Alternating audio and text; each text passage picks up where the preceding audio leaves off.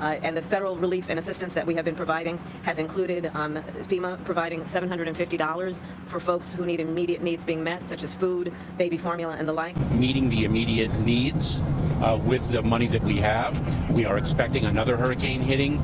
We do not have the funds. FEMA does not have the funds to make it through the season.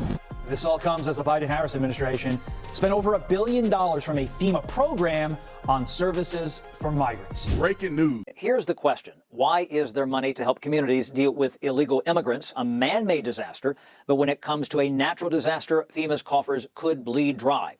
Some Republicans are mad at DHS Secretary Alejandro Mayorkas. Hurricane season runs until the end of November. House Speaker Mike Johnson concedes that Congress must address Helene, but he's worried about the national debt. Extra spending for war, terrorism, and natural disasters help drive the debt. The country's dealing with 3 major crises right now, and we need leadership.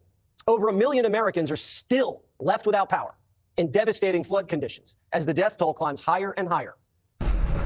Whoa.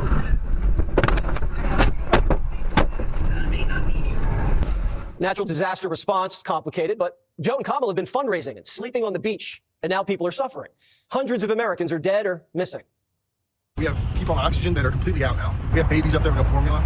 Nothing. This is like a Katrina on steroids. Well, right now we still have no power, no water. Let's go ahead and point out the obvious, which is that FEMA had utilized a large majority of the personnel who should be here taking care of this to be replaced or repurposed, if you will, for immigration resettlement when we need to be focusing on Americans.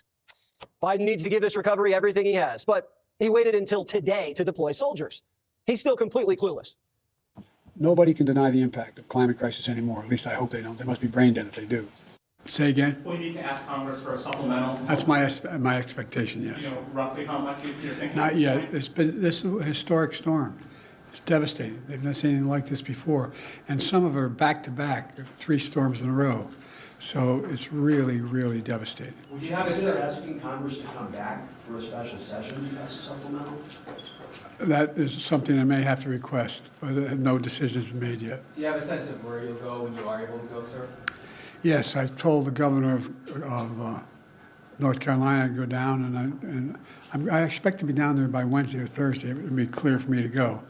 You guys have traveled with me. You know, there's an entourage. This can be disruptive. Can I ask you, for President Trump to be down there today in Georgia? Is that disruptive? I don't have any idea. On the hurricane, Mr. President, why weren't you and Vice President Harris here in Washington commanding this weekend? I was commanding. I was on the phone for at least 2 hours yesterday and the day before as well. I commanded. Called the telephone. All my security people. They've given them all everything we have. We're on the ground ahead of time, so we're working hard. Are there any more resources the federal government could be giving them? No, we've given them. We have pre-planned a significant amount of it, even though they didn't ask for it yet. Hadn't asked for it yet. Federal relief and assistance that we have been providing has included FEMA providing $750 for folks who need immediate needs being met. $750. Democrats sent checks for thousands of dollars during COVID, thousands. None of those people had their homes swept away by floodwaters. These people aren't our top concern. It's the 3rd deadliest hurricane in 55 years. It's right up there with Katrina and Sandy. Helene made landfall Thursday night, but it took Biden and Harris 5 days to visit. Bush got crucified for taking 4 days to visit Katrina. Obama was at Sandy on day 2. Trump was in Georgia on day 3. FEMA's apparently been there since Monday, but many people haven't seen them.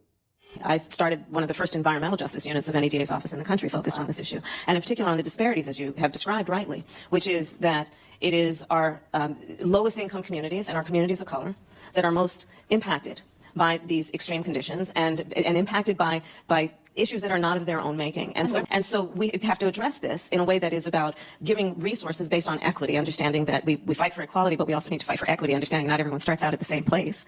And if we want people to be in an equal place, sometimes we have to take into account those disparities and do that work. Hang on just a little longer, Asheville. Resources based on equity is on the way. Nobody's going to help us.